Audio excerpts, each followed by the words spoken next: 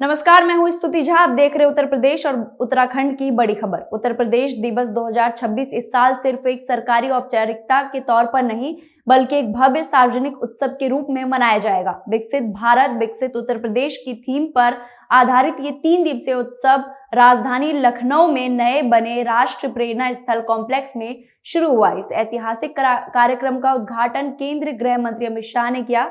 मुख्यमंत्री योगी आदित्यनाथ ने साफ कहा कि उत्तर प्रदेश दिवस सिर्फ मंच और भाषणों तक सीमित नहीं रहना चाहिए बल्कि इसमें राज्य के हर नागरिक की भागीदारी देखनी चाहिए। इस साल विकास, संस्कृति और पहचान सभी को एक साथ दिखाया जाएगा। इस साल के उत्तर प्रदेश दिवस का सबसे बड़ा आकर्षण मुख्यमंत्री योगी आदित्यनाथ द्वारा घोषित वन डिस्ट्रिक्ट वन क्विज योजना होगी। इस योजना के तहत राज्य के हर जिले के पारंपरिक और मशहूर पकवान एक ही कॉम्प्लेक्स में मिलेंगे। इसका मतलब है कि पूरे उत्तर प्रदेश का स्वाद एक ही जगह मिलेगा। इस पहल को यूपी के पकवानों को सिर्फ स्वाद की बात नहीं है बल्कि पहचान प्रतीक बनाने की दिशा में एक बड़ा कदम माना जा रहा है। इसके साथ ही ODOP योजना के तहत कारीगरों द्वारा बनाए गए उत्पादों की भव्य प्रदर्शनी और बिक्री होगी, जबकि GI टैग वाले उत्पाद ट्रेड शो के रूप में मुख्य आकर्षण होंगे। समारोह के दौरान उत्तर प्रदेश गौरव सम्मान 2025-26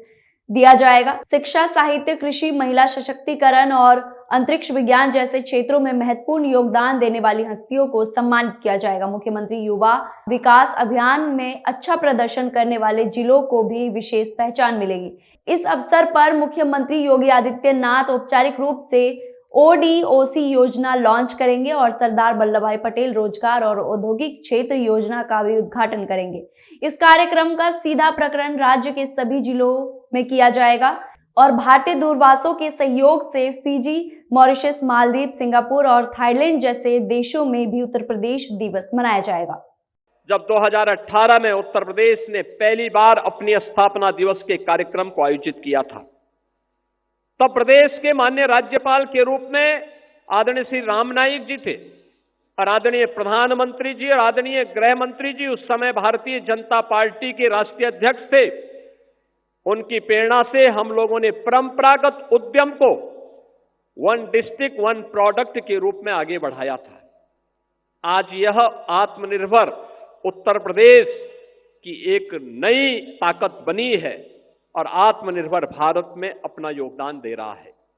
और आज हम सब आदरणीय गृह और सहकारिता मंत्री जी के करकमलों से हम लोगों ने अभी वन डिस्ट्रिक्ट वन कुजीन यानी एक जनपद एक व्यंजन यह योजना आज लागू की है। 75 जनपदों में 75 प्रकार के भोजन सामग्री, खाने की सामग्री, अब ये उत्तर प्रदेश की भी एक नई ताकत बनेगी। वही अगली खबर उत्तराखंड से है। चारधाम यात्रा का इंतजार कर रहे श्रद्धालुओं के लिए बड़ी खबर है। उत्तराखंड के नासिक जिले में स्थित बद्रीनाथ धाम के कपाट इस साल 23 अप्रैल को मंदिर के लिए खोले जाएंगे। बसंत पंचमी के शुभ अवसर पर विधि विधान से पूजा अर्चना के बाद ये तिथि तय की गई है। मंदिर समिति के पदाधिकारियों ने इसकी घोषणा की। बद्रीनाथ केदारनाथ मंदिर समिति के अध्यक्ष MKLDK ने बताया कि कपाट की स्थापना की तिथि और समय का वसंत पंचमी के अवसर पर नरेंद्र नगर स्थित अटारी महल में पारंपरिक धार्मिक अनुष्ठान का आयोजन किया गया था। इस दौरान विशेष पूजा, शास्त्र और पंचांग के उपदेश के बाद ये निर्णय लिया गया कि 23 अप्रैल की सुबह 6:15 पर मंदिर के कपाट खुलेंगे।